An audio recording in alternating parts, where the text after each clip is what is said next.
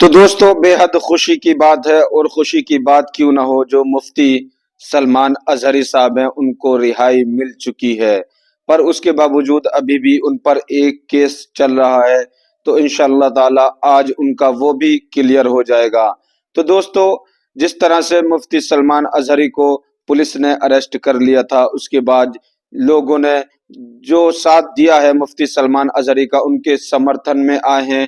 हिंदू हो या मुस्लिम हो, कोई भी हो या सिख हो, सब मुफ्ती सलमान अजहरी साहब के साथ खड़े थे।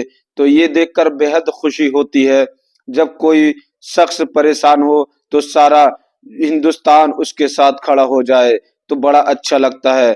तो कुछ ऐसी मैं क्लिपें आपको दिखाऊंगा जो मुफ्ती सलमान अजहरी साहब के समर्थन में लोग आए और उन्होंने कहा कि ये सब साजिश है, मुफ्ती सलमान अजहरी साहब ने कुछ भी गलत नहीं बोला। तो आइए देखते हैं मुफ्ती सलमान अजहरी के समर्थन में लोग कितने आए और कितनी भीड़ जमा हुई, और पहले ये देखते हैं लोगों का क्या है कहना। दोस्तों, बुजुर्गों, नौजवान साथियों, अस्सलामु अलैकुम वरहमतुल्लाहि वबरकातुहू। तो दोस्तों इस वीडियो को लाजमी लास्ट तक जरूर देखें और बिल्कुल भी स्किप ना करें। और आइए देखते हैं मुफ्ती सलमान अजहरी साहब के समर्थन में लाखों लोग कितने जमा हो गए।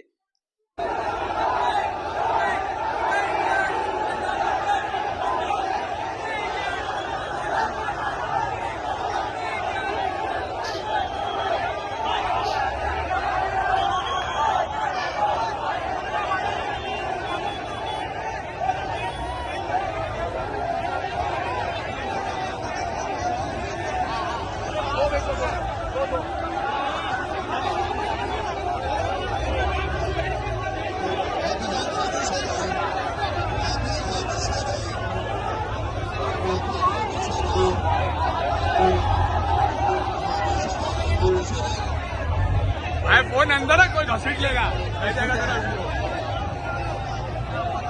घुस जाएंगे आप, टेंशन मत ले भाई।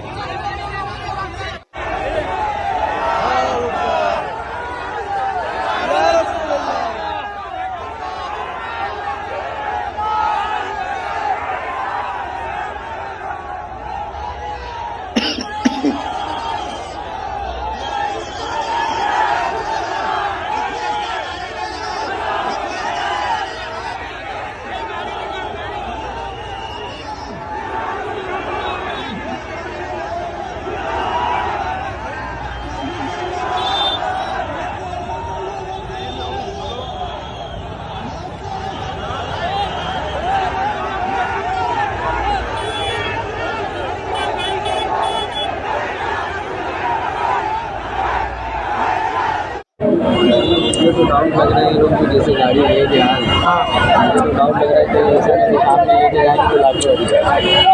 लेकिन अगर चली हेलो, जब भी मुसलमान कोई पकड़ा जाता है उसके तार बाहरी हो जाते हैं। और ये उनको जो है किस आधार पे पकड़ा गया, मेरे तो यही समझ में नहीं आ रहा है। जब हिंदू बोलता है गोली मारो सालों को तो उनको छूट दे दी जाती है। उनके वजह से भी लड़ाई क्रिएट हो सकता है। आप एक मुसलमान को टारगेट करके आपका ज़िंदगी नहीं चल पाएगा। आप काम तो करते नहीं हो, आप सिर्फ देखते हो हिंदू मुसलमान कर दिया जाए।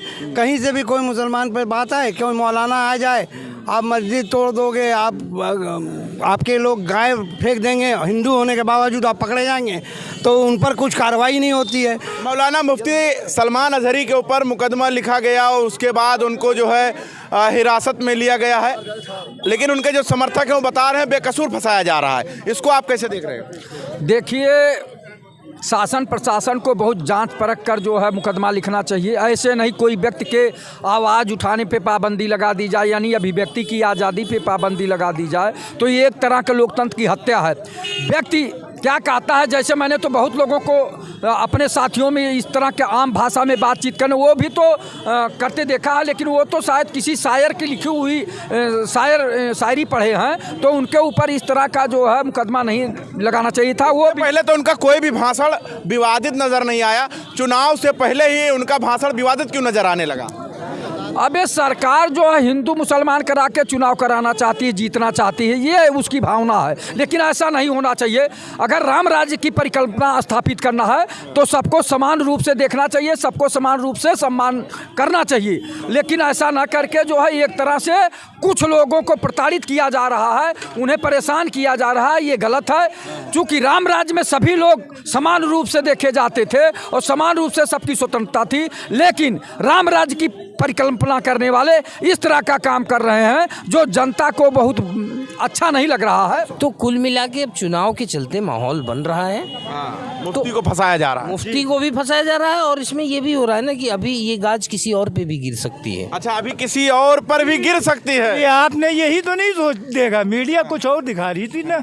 अभी देखिए, अभी एक आध मौलाना और फंस सकते हैं इस चुनाव से पहले।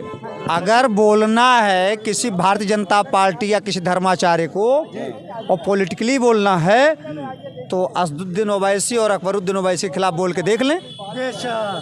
है किसी की औकात? पूरे भारत की बात मैं कर रहा हूं। जो भारतीय जनता पार्टी या शिंदे की सरकार या वहां शिवसेना की सरकार या वो क्यों नहीं बोल पाएंगे? मैं तो कह रहा हूं बोल करके देख लें, औकात है तो। दूसरे दिन वो लोग बिछ जाएंगे बिस्तर पर, हॉस्पिटलाइज हो जाएंगे लोग। ऐसा क्या कर हो जाएगा कि मतलब हॉस्पिटलाइज हो जाएंगे? तो करके देख लें एक बार। पॉलिटिकल लोगों के खिलाफ ही क्यों नहीं बोलते? ये धर्माचार्यों के खिलाफ क्यों बोलते हैं? अगर वो धार्मिक तकरीर अपने यहाँ कर रहे थे तो वहाँ बैठे लोगों को एतराज करने की आवश्यकता थी, पॉलिटिकल लोगों को आवश्यकता नहीं थी, क्योंकि पॉलिटिकल तकरीर नहीं हो रही थी। मुझको लगता है धार्मिक तकरीर वो कर रहे थे और उसमें उदाहरण दिए। जैसे हमारे यहाँ कथा भी होती है तमाम, तो तमाम जगहों पर रामचरितमानस की कथाओं में राजेश्वरानंद जी की हमने कथा सुनी है, हमने रामभद्राचार्य की कथा सुनी है, जहाँ पर यह कहा गया कि मठ का मठाधीश जो होता है वो कुत्ता का जन्म पाता है। ऐसे हमारा धर्माचार्य हिंदू के भी बोलते हैं। तो इसका मतलब धर्म गाली तो नहीं हो गया? कुत्ता सबके घर में पाला जाता है, अपने बच्चे का पालन पोषण करने के लिए मैड रखी जाती है और कुत्ते के बच्चे को पालने के लिए लोग उसकी टट्टी स्वयं साफ करते हैं। तो कुत्ता होना छोटी बात तो नहीं है। कुत्ता तो भैरव जी की सवारी है और भैरव जी का दर्शन किए बगैर माँ दुर्गा का कार्य ही नहीं पूरा हो सकता है। अगर मुफ्ती ने जो बात कही है गलत नहीं कही है, इसमें वो किस परिप्रेक्ष्य में उदाहरण दिया उन्होंने? अपने मानने वालों के बीच में तकरीर कर रहे थे, तो इसे पॉलिटिकल नहीं बनाया जाना चाहिए और निश्चित तौर पर कोर्ट भी उनको छोड़ेगी इस मसले पर। अगर वो पब्लिकली पॉलिटिकली कोई बात कर रहे थे, भड़काऊ भाषण कहीं दे रहे होते, अगर उन्होंने उदाहरण के तौर पर यूज़ किया है तो ये कोई गलत ना तो उन्होंने नेता का सपोर्ट किया, ना किसी नेता का नाम लिया। इजराइल का नाम लेते हुए उन्होंने ये नारा लगाया था।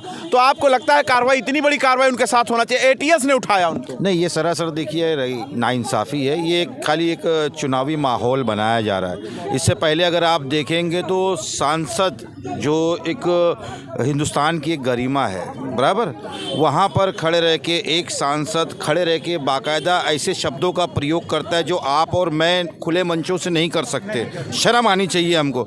लेकिन उस सांसद के ऊपर कार्रवाई नहीं होती, क्योंकि वो भारतीय जनता पार्टी का। इसलिए तो जब देश के अंदर कॉन्स्टिट्यूशन एक है, संविधान एक है, तो दोस्तों अभी आपने देखा वीडियो के अंदर मुफ्ती सलमान अजहरी साहब के लाखों चाहने वाले रोड पर आ गए और अल्लाह का बड़ा करम और एहसान है। मुफ्ती सलमान अजहरी साहब को एक केस से रिहाई मिल चुकी है, पर अभी भी एक केस चल रहा है। तो इंशाअल्लाह अल्लाह ने चाहा, अल्लाह के रसूल ने चाहा तो उससे भी जल्द से जल्द रिहाई होगी।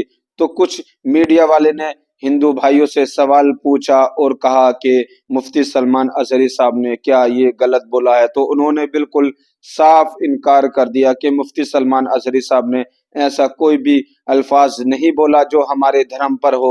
उन्होंने सिर्फ शेर बोला है, ना ही किसी का नाम लिया। तो दोस्तों यही तो प्यार होता है, यही मोहब्बत होती है। तो दोस्तों अल्लाह रब्बुल इज्जत जब अपने करम से नवाजता है तो इस तरह से लोगों को दिलों में मोहब्बत डाल देता है। तो अल्लाह के फजल करम से बड़ा एहसान है उस परवरदिगार का कि मुफ्ती सलमान अजहरी साहब को एक केस से जमानत मिल चुकी है और इंशाअल्लाह वो भी वक्त दूर नहीं है जब मुफ्ती सलमान अजहरी फिर दोबारा स्टेज पर आएंगे और अल्लाह के फजल करम से अल्लाह की बातें बताएंगे, रसूलुल्लाह के प्यारी प्यारी बातें बताएंगे। तो दोस्तों आज की मेरी वीडियो कैसी लगी मुझे कमेंट करके जरूर बताएं और अल्लाह रब्बुल इज्जत आपको हमको सबको खुश रखे और आने वाली हर एक परेशानी से दूर रखे।